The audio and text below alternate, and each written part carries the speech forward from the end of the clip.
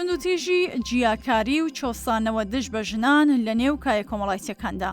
ئامادەکردن سعید ئەمانی. چۆساندنەوەی ڕەگەزی مێینە لە پێش هەر شتێکدا و لە پێش ئەوەی وێنێکی یاسایی و سیاسی وەربگرێت، چۆسانەوەیکی کۆمەڵایەتیەکە لە دامەزراوەی خێزانەوە دەست پێ دەکات تا دەگات بە سەرەکیترین کایە کۆمەڵایەتیەکان و لەوێشەوە ئەم کێشەیە ڕەنگێکی یاسایی و سیاسی وەرگرتووە. هەڵە نییە هۆکاری بنەڕەتی جیاکاری و چۆسانەوەی ژن لە کایەکانی تردا گرێ بدەینەوە بە کایە کۆمەڵایەتیەکەوە کە ژن وەک مەخلووق و کائنێکی کەمتر لە پیاو سێر کردووە و ناچاری کردووە نۆج بدات لە بەردەم ویستی ڕەگەزی نێرینەدا کە ویستی کە بۆ چۆسانەوە و کنترۆلکردنی ئەو دیدی ژن. تۆ سێر بکە هەر لە سەرەتای لەدایکبوونی منداڵێکی کچەوە ئەو جیاوازیە ڕەگەزیە دەست پێ دەکات لەوەی پێشوازیکردنی کۆمەڵ و خێزان لە لەدایکبوونی کچێک زۆر سارد و سڕترە لەدایکبوونی منداڵێکی کوڕ، بەڵکو زۆر جار هەر مایە پێشوازیکردن و خۆشحاڵیش نییە.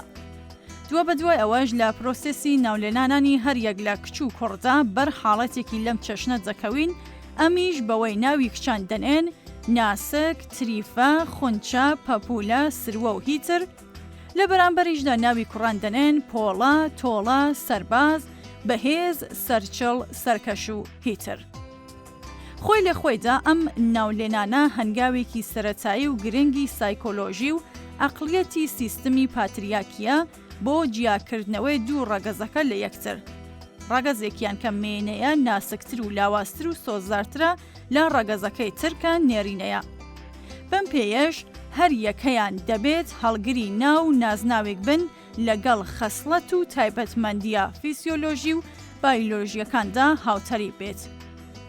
لە ڕوانگەی ئەقڵیەتی باوکسالاریشەوە جیاوازیە فیسیۆلۆژی و بایۆلۆژیەکانی ژن مایەی نەکبەتیە و فاکتەرێکیشە بۆ ژێردەستەکردن و ڕەوایی بەخشین بۆ ملکەچی پێکردنی ڕەگەزی مێینە. ئەمە تەنیا دەتوانێت ئەوەمان وەبیر خاتەوە چۆن ڕەگەزی سپی پێست شەرعیەت دەدا بەخۆی بە بیانووی جیاوازی ڕەنگی پێستەوە پاکتاوی زنجی و قولە ڕەشەکان کات.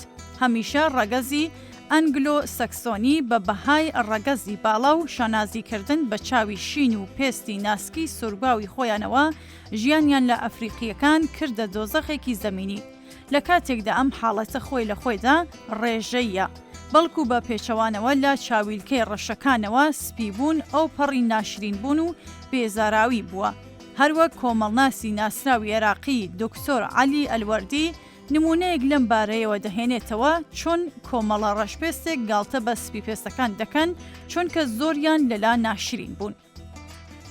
ئەم هەڵاواردن و جیاکاریە نێوان دوو ڕەگەزەکە بە بیانوی جیاوازی ڕەگەزیەوە دەمان خاتە بەردەم کۆمەڵێک پرسیار و تێڕابان. ئەی بۆچی جیاوازیەکانی پیاو نەبووەتە فاکتەری نەکبەتی و چۆسانەوەی نێرینە؟ تەنانەت لە قۆناغی دەسەڵاتی ڕەهای دایکدا ماتریارەکی ڕۆژێک لە ڕۆژان پیاو نەچۆساوەتەوە، بەڵکو شتێک نەبووە ناوی چۆسانەوە بێت. ئاخر چ هێز و کارکردێک وا دەکات کۆمەڵە جیاوازیەک ببێتە هۆی چۆسانەوە؟ یان گریمان ژن لە هەموو ڕوویەکەوە لە پیاو کەم هێزتر و کەم تواناترە؟ ئەی چی لۆژیکێک ڕێگە دەدا بە پیاو لەسەر ستەکتۆری ماسی گەورە ماسی بچووک دەخوات، ژن بچۆسێنێتەوە و ئازاری بدات و بیکات بە پاشکۆی خۆی؟ دواتر بڕوانن چۆن لە چوارچێوەی خێزاندا جیاوازی دروست دەکرێت لە نێوان منداڵانی کچ و کوڕ.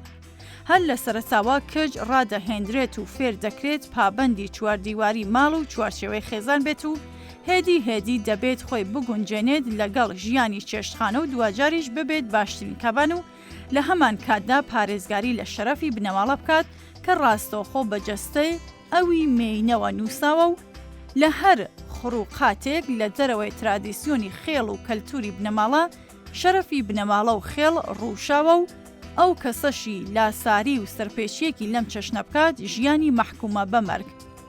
چونکە لە دیدی پیاوسالاری خێڵگەریدا بەهای شەرەف لەسەر و هەموو بەهاکانی ترەوەیە تەنانەت لە سەروی ژیانی مرۆڤیشەوە. لە بەرامبەریشدا کوڕ بزێوە و بەشداری چالاکی وەبەرهێنان دەکات و ئەکتیڤانە ڕۆڵ لە ژیانی ئابووریدا دەگیڕێ و دەبێت هەر لە سەرەتاوە وێنەیەکی بچووکراوە و فۆتۆکۆپیکراوی باوکی خۆی بێت و جێگەی وی بگرێتەوە. ئەم کائنەی ناوی کوڕا پێویستە شەرم نەکات و قسە لەسەر هەموو شتەکان هەبێت و ڕۆڵی کاراکتەری باوک نمایش بکات لە غیابی باوکدا چ غیابی کاتی بێت یان بەردەوام. لێرەوە دەبینی کۆمەڵگایەکت هەیە لە سەرەتای ژیانی ئەو دوو مرۆڤەوە بە نێر و مێ ناونراون.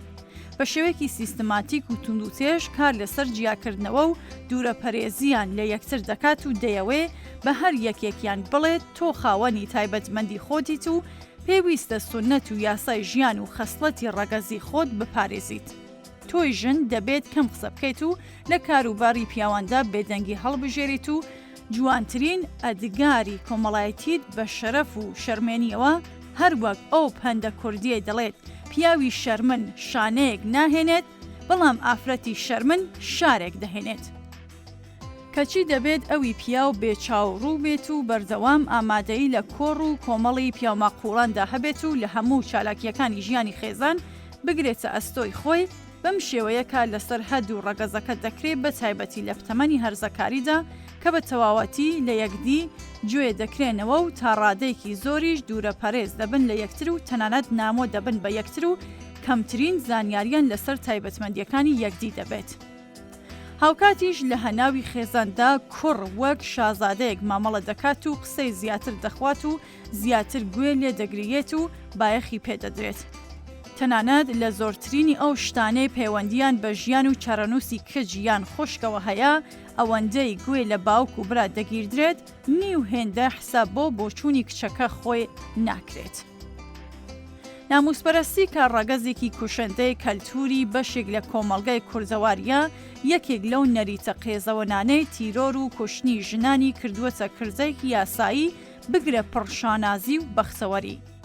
دەبینین ئەو قارەمانەی دەستیان چۆتە گیانی خوشک و جایەک و کەسوکاریان بە ناوی پارێزگاریکردنی شەرەفەوە مایەی خۆشحاڵی بەشێک لە خەڵکن و هەروەک ئەوەی سەروەری نوان دەبێت بەسەر زەویدا دەڕۆن و لە کۆڕی پیاواندا شانازی بە کردەوەکەیانەوە دەکەن و کۆمەڵگەش پەنجەی شەرەف و خاوەن ناموسیان بۆ درێژ دەکات.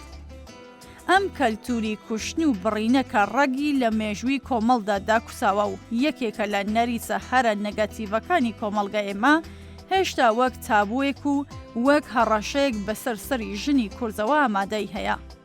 کاتێکیش دەڵێن ئەم نەریتە نەریتێکی کوردیە بۆ مانە نییە ژن کوشتن لە نێو گەلانی تری دنیادا بوونی نییە.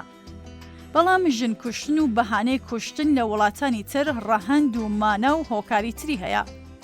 کاتێک لە سوید ئافرەتێکی بەڕەسەن سویدی دەکوژرێت بە مانای پارێزگاریکردن نییە لە شەرەف بەقەدەر ئەوەی مانا و ناولێنانانی تری هەیە. چونکە لەوێن دەر مەمارەسەی سێکس پرۆسەسێکی ئاساییە و هیچ تابۆیەکی لەسەر نییە و وشەی شەرەفیش لە قاموسی ئەواندا نەناسراوە.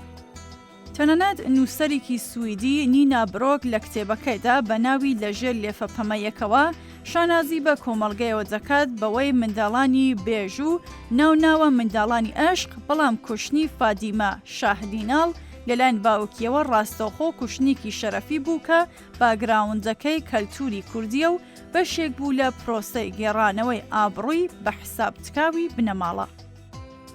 هەڵبەت پێویستە ئاماژە بکرێت کە دوای سەرهەڵدانی شۆڕەشی ژینا لە ڕۆژهەڵاتی کوردستان و بەشداری ژنان لەم شۆڕەشەدا وەک پێشەنگی شۆڕەش دیدگای بەشێک لە پیاوان بەرامبەر بە ژنان و مافەکانیان و توانەکانیان گۆڕیوە و هیوادارین بە زیاتر پەرەسەندنی ئەم شێوازی خەبات و شۆڕەشە لە زاهاتوودا شاهدی ڕێشەکێشبوونی ستام توندوتیژی و پێشێلکاری بەرامبەر بە مافەکانی ژنان بین.